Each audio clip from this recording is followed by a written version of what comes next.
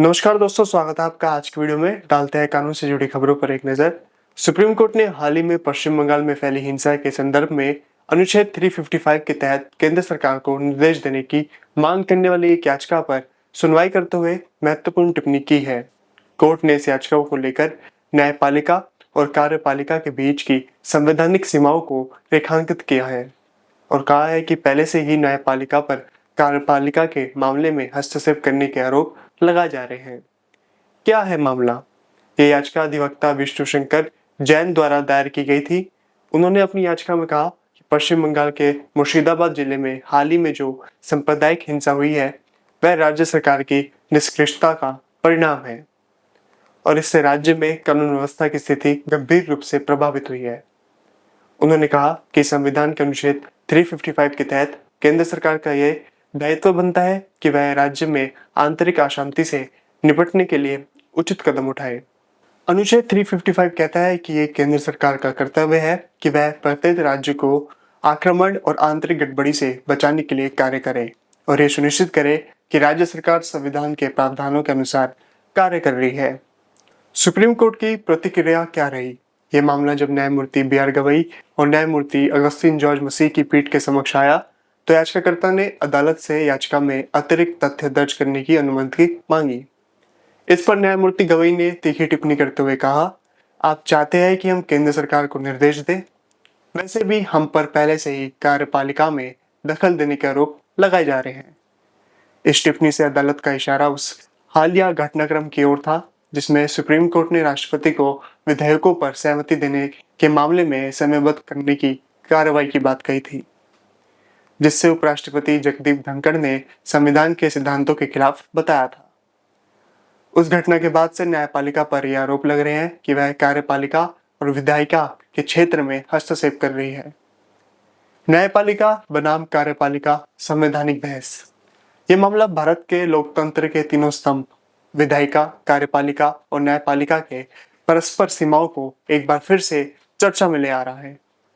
अनुच्छेद 355 एक नीति निर्देश प्रावधान है जिसका प्रयोग केंद्र सरकार द्वारा राज्य में आपात स्थिति या गंभीर कानून व्यवस्था संकट की स्थिति में किया जा सकता है, लेकिन इसका उपयोग अदालत द्वारा केंद्र को आदेश देकर करवाना संवैधानिक दृष्टि से जटिल मुद्दा बन गया है। कोर्ट की कार्रवाई यह दर्शाती है कि वह इस संवेदनशील विषय पर हस्तक्षेप करने से बचना चाहती है। अदालत ने याचिकाकर्ता को याचिका में अतिरिक्त दस्तावेज दाखिल करने की अनुमति जरूर दी है, लेकिन ये भी स्पष्ट कर दिया कि मामला आगे बढ़ाने से पहले बहुत सावधानी बरती जाएगी। राजनीतिक और सामाजिक प्रभाव। अनुच्छेद 355 का जिक्र आमतौर पर तब होता है जब किसी राज्य में कानून व्यवस्था पूरी तरह चरमरा जाती है और केंद्र सरकार को हस्तक्षेप करना पड़ता है। हालांकि इसका अधिकतर इस्तेमाल राजनीतिक हथियार के रूप में देखा जाता है और इसलिए सुप्रीम कोर्ट इस पर सीधे दखल देने से बच रहा है। इस याचिका का असर न केवल कानूनी रूप से बल्कि सामाजिक और राजनीतिक रूप से भी महत्वपूर्ण है। अगर कोर्ट इस पर आदेश देता तो ये एक संवैधानिक मिसाल बन सकता था जो आगे चलकर न्यायपालिका की शक्तियों और सीमाओं को पुनः परिभाषित करता। अगली खबर है, सुप्रीम कोर्ट ने हाल ही में एक मामले में सास ससुर के खिलाफ भारतीय दंड संहिता की धारा 498A के तहत दर्ज एफआईआर को खारिज कर दिया। अदालत ने कहा कि वैवाहिक विवादों में वर्षों बाद लगाए गए आरोपों को ध्यान से परखा जाना चाहिए, विशेषकर जब तलाक की कार्रवाई शुरू हो चुकी हो।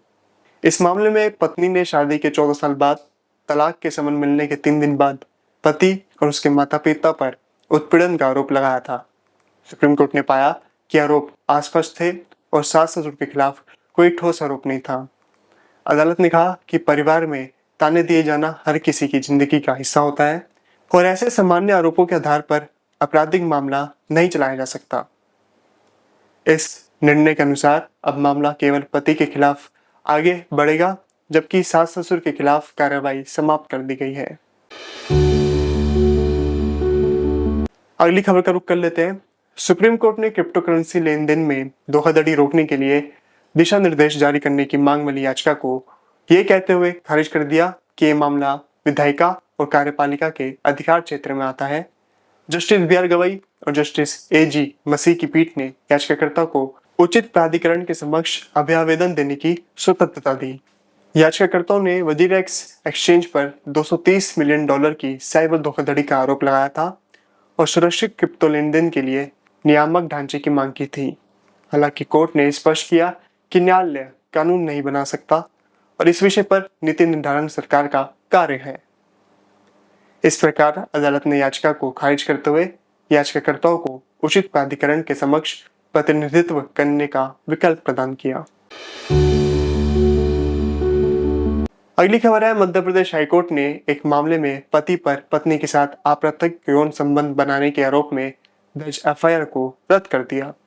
न्यायमूर्ति गुलपार सिंह अहलुवालिया की एकल पीठ ने कहा कि भारतीय दंड संहिता की धारा 375 के अपवाद 2 के अनुसार यदि पत्नी की उम्र 15 वर्ष से अधिक है और वह पति के साथ रह रही है तो पति द्वारा किए गए यौन कृत्य को बलात्कार नहीं माना जाता। इसलिए इस मामले में पत्नी की सहमति का अभाव भी महत्वपूर्ण नहीं है।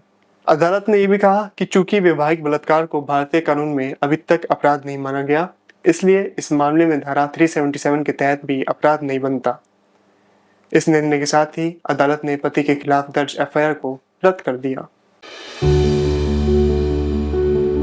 इसी बीच अगली खबर को रुक कर लेते हैं। द इंडियन एक्सप्रेस ने सुप्रीम कोर्ट में याचिका दायर कर गुजरात हाईकोर्ट के उस आदेश को चुनौती दी जिसमें अदालत ने उसकी माफी को अस्वीकार कर नए सिरे से माफीनामा दाखिल करने का निर्देश दिया था। यह मामला अदालत की कार्रवाई की गलत रिपोर्टिंग से जुड़ा है। सुप्रीम कोर्ट के जस्टिस बी आर गवई की पीठ ने याचिका स्वीकार करते हुए इसे टाइम्स ऑफ इंडिया की मालिक company Bennett Coleman and company limited द्वारा दायर विशेष अनुमति याचिका के साथ जोड़ दिया। गुजरात हाईकोर्ट ने पहले पन्ने पर स्पष्ट और विस्तृत माफी प्रकाशित करने का निर्देश दिया था क्योंकि पहले दी गई माफी को दिखावा बताया गया था। अगली खबर की तरफ बढ़ते हैं। बीजेपी सांसद निशिकांत दुबे के खिलाफ सुप्रीम कोर्ट और भारत के मुख्य न्यायाधीश संजीव खन्ना के खिलाफ आपत्तिजनक टिप्पणियों के लिए आपराधिक अवमानना की कार्रवाई की मांग की गई। एक अधिवक्ता ने भारत के अटॉर्नी जनरल को पत्र लिखकर दुबे के खिलाफ आपराधिक अवमानना की मंजूरी मांगी थी। दुबे ने कहा था कि सुप्रीम कोर्ट देश को अराजकता की ओर ले जा रहा है और मुख्य न्यायाधीश देश में गृहयुद्ध के लिए जिम्मेदार है।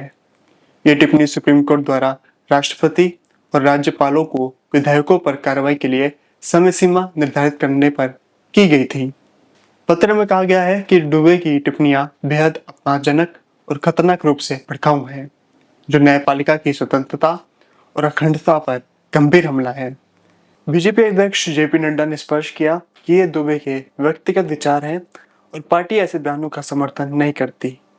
तो ये थी कुछ आज की प्रमुख कानूनी खबरें। मिलते हैं आपसे अगली वीडियो में कुछ और अहम खबरों के साथ। तब तक के लिए आप देखते रहे द लॉर्ड वॉइस।